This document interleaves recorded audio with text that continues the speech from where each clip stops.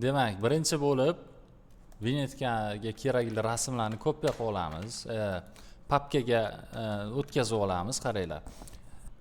Bu yoqda fon bo'ladi, bu yoqda action papka. Mana bu action papka o'quvchilarni ramkaga solishda kerak bo'ladigan ramkalar, fonlarni ko'rsatib beradigan yo'li. O'zi boshqa papkada C diskdagi papkalardan bittasida turadi.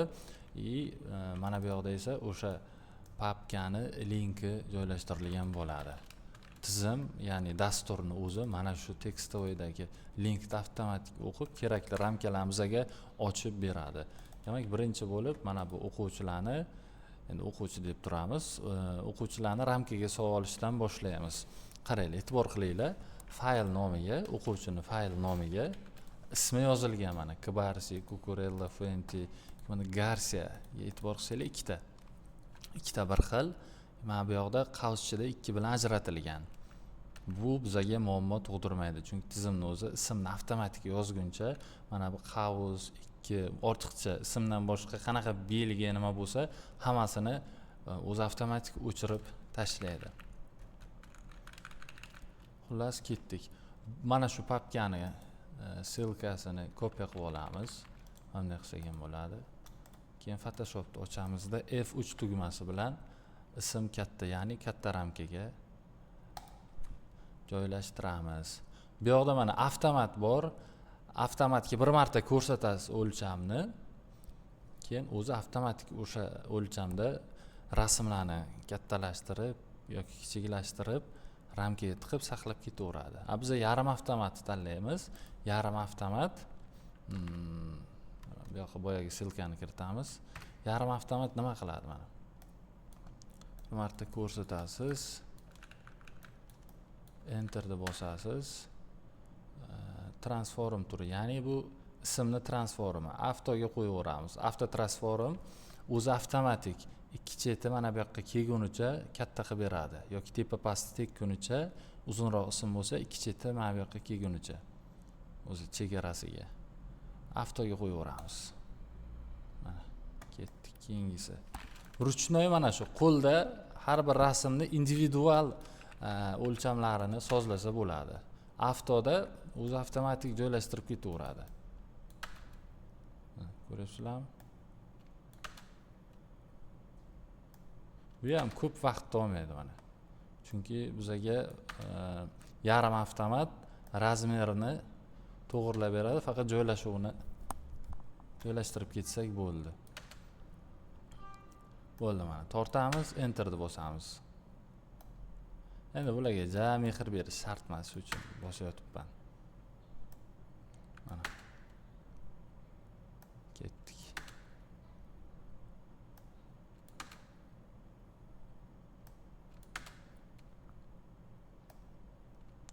Sizlar sekundomerga qarab tursanglar ham bo'ladi. Bo'lsa ichinglardan sanab tursanglar ham taxminiy vaqti kelib chiqadi. Xullas 15 minutda terib tashlaymiz. O'ylamanglar.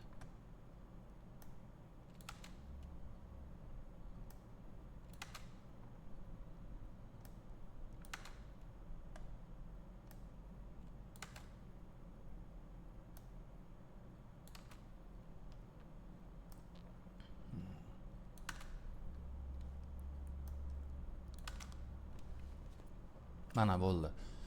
Proses tugadi va avtomatik bizga mana shu rasmlar saqlangan papkani ochib berdi mana.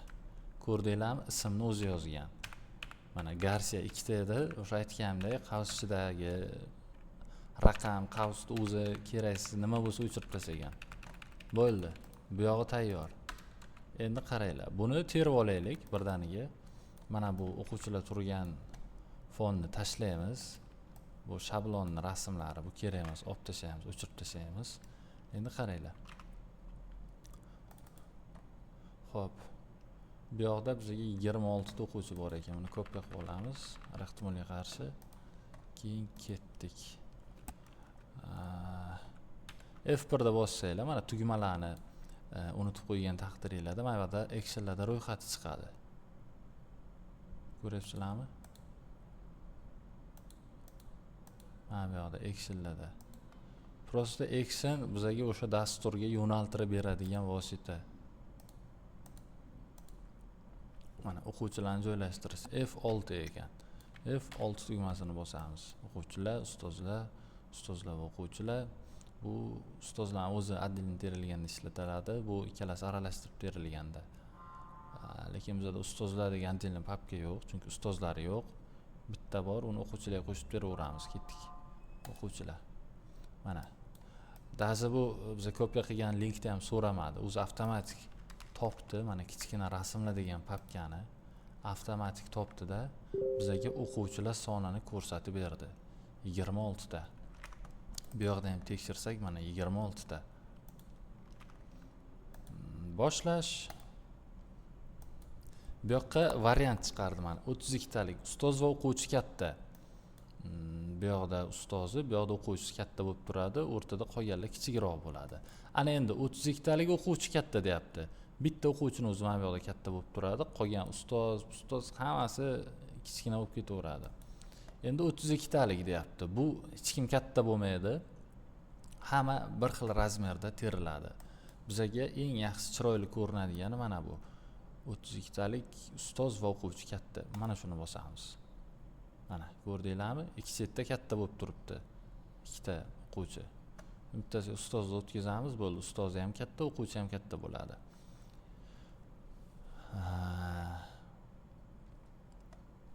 Keyin mana shu katta o'quvchi o'zini vinitkasida birda turib ketaveradi. Hamma o'quvchilar o'zini vinitkasida mana shu kattadan o'rniga o'tadi. Endi mana qaranglar. O'zi avtomatik terib tiqib ketyapti. Ijtimoiy bosganim ham yo'q, faqat kuzatib o'tiribman. Mana bo'ldi bu. Endi mana Font bilan Kbarsini tanlaymiz. Shift F5 da bosamiz. Mana o'rnini almashtirish mana bu yoqda ham bor. O'rnini almashtirish. Mana keling. Mana bu yoqqa oyarbazal qani? Mana oyarbazal. Ikkalasini belgilaymiz mana. Ikkalasi bitta bo'ldi. Bu joylashuv farqi yo'q. Xohlasam mana bu yoqda tursa ham qaranglar. Bitta o'rnini almashtirishni bossak o'tadi. Ko'rdinglarmi? Qaytaramiz, belgilaymiz, Shift F5 bo'ldi. Variatorlarni tepaga chiqaramiz. Все. Ana endi hammasini belgilaymiz. Ctrl C bilan kopiya qilamiz. Bunga o'tib tashlaymiz. Tamom. Ctrl C saqlang. Tamom. Уже tayyor.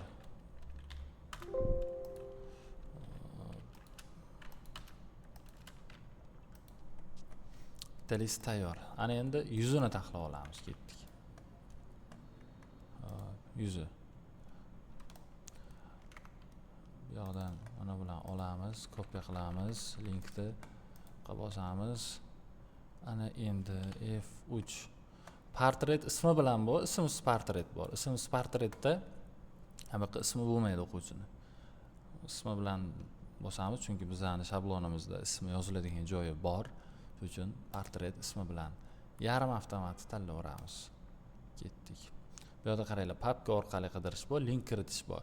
Link kiritsak, mana bu yerdan kopiya qilib tashlasak, shu papkani o'zi topadi. Papka orqali qidirishga bossak ham bo'ladi. Mana bosamiz. Mana qaysi papkada? Novi papka 2 da mana. Bu yerda ham mana o'sha papkalar ro'yxati chiqadi. 2 ni tanlaymiz, bo'ldi mana. Ketdi.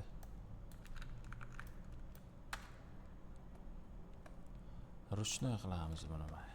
Avtoga qo'ysak ham bo'lardi, ruchnoy mayli. Ketdi mana. Enterni bosib tursak bo'ldi. Ko'ryapsizlarmi? 26 ta o'quvchini har birini portretini birdaniga taxlayapmiz.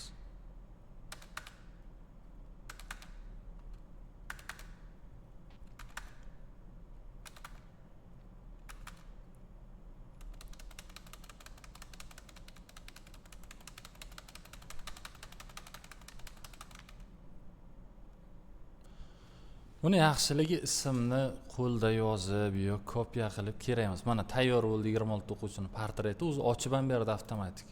Tayyor degan papkada mana 26 ta. Hammasini portreti tayyor. Bo'ldi. Ana endi bizga esdalik rasmlari qoldi.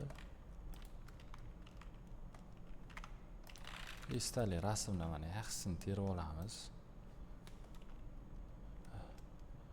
Bu yoqqa ikkita bet bor, shuning uchun ikkiga bo'lib olaylik bularni. Mana bittasiga 10 ta qilamiz. Qolganini ikkinchisiga tiqamiz. Endi ketdik mana. Birinchi papkani mana kopiya qilib olamiz. Photoshopga o'tamiz. F5. Bu yoqda mana Photoshopda ochiq turgan rasmlardan foydalanish bor. Ramka papkani ochish bor. Hozir bularni ham tushuntirib o'taman. Biz papka link kiritamiz. Enter. Mana o'sha 10 ta rasmimiz bor, shuning uchun bitta 10 talik shablon chiqdi. Shunga bosamiz. Avto transform bor. Ruchnoy transform bor. Mana shoshilinchda avtoga qo'yib bossa ham bo'ladi, biz ruchnoy qilamiz. Chunki mana buni boshi chiqib ketyapti. Endi chetidan ko'proq joy qoladigan rasmlar bo'lsa, avtoga qo'ysak juda ideal joylashadi. Mana bunaqa rasmlar bo'lsa.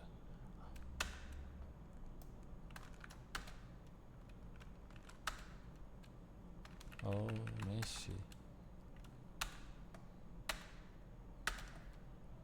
Mana so'raydi, chap tomonga tashlaymi deydi, o'ng tomongami deydi, yo o'rtagami. Chap tomonni tanlaymiz. Mana bu lineyka xavfsizlik zonasi. Endi bunga opsi bitta rang berib yuborsak bo'ladi. Tabga qarab, bu hozir shart emas bizga. Endi ketdik mana. F5 ni bosamiz. Endi bizda link yo'q ikkinchi papkani. Shuning uchun bazadan qidirish. Mana chiqdi. Qaysi novi papka 2 da ular turadi, novi papkani o'zida edi. Mana novi papka ikkinchi papkamiz. Endi bu yerda 9 ta rasm bor edi. Bizga mana variantlar beryapti. 3 ta tikka 6 ta albomlik variant. Qo'llash ramkalari. 9 ta tikka, lekin bizani hamma rasmimiz albomli edi. Shuning uchun nima qilamiz? Ramka papkani ochamiz. Bu yoqda mana yo'q, kechirasizlar, adashdim. Ramka papka emas ekan. Bu mana bu papkani ochib berdi. Bu papka edi. F5. Hop. Mana bu papka. Bu yoqdagi ramka papka. Bu yoqda mana har xil kollejlar qilingan. Endi bizda 9 ta albomli-ku. Mana 10 talikda shablonni Photoshopga tashlaymiz. Qaranglar. Juda oson. 10-sini o'chiramizda mana buni 9 da unday suramiz. Shu bo'ldi. Keyin esdaliklar turgan papkaga o'tib e'tibor qilinglar. O'sha uzun shablonga qaysi rasm tushadi? Men o'ylayman, mana bu yaxshi tushadi. O'shani alifbon oxirgi harfi bilan yoki oxirgi raqam bilan shuni nomlasak oxiriga tushadi. Endi qaranglar. Kopiya qilib olamiz. F5. Mana tashlaymiz. Ketdik. Avtoga qo'yamiz. Bo'ldi, nima bo'lsa bo'lsin. Mana. So'radi, mana o'zi terdi, qayerga tashlaydi deyapti. Chapga tashlagandek bo'ya, endi o'ngga. O'ng tomon. Bo'ldi. Avtoga qo'yganmiz, mana bunday bo'ladi. Chiqarib yuboradi boshqa, lekin ikki cheti to tiralguncha, mana bu ramkaga ikki cheti tiralguncha rasmni tortib beradi. Bo'ldi. Ctrl C. Tamam. O'zi biz boshida shoshdik, buni birinchi ruchnoy taxlab, mana bu yoqqa ham esdalik terib, keyin tayyorlashimiz kerak edi. Birdaniga sizlarga mana shuni terishini ham ko'rsatib ketdim. Bo'ldi.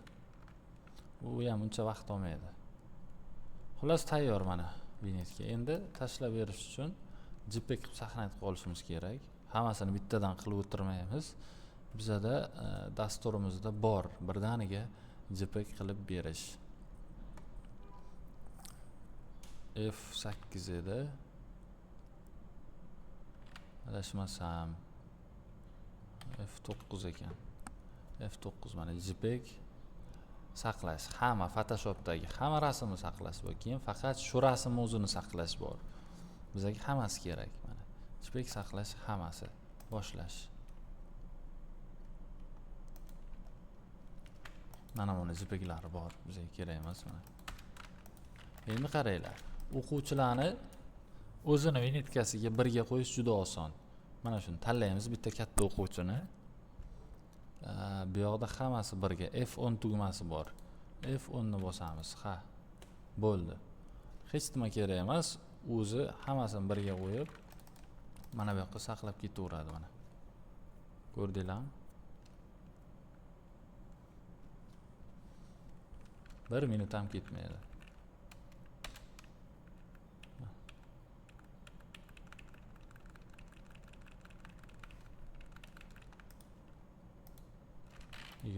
ta hammasi tayyor. Bo'ldi mana. Endi shunday pechatga tashlab chiqarsak, vinetkamiz tayyor.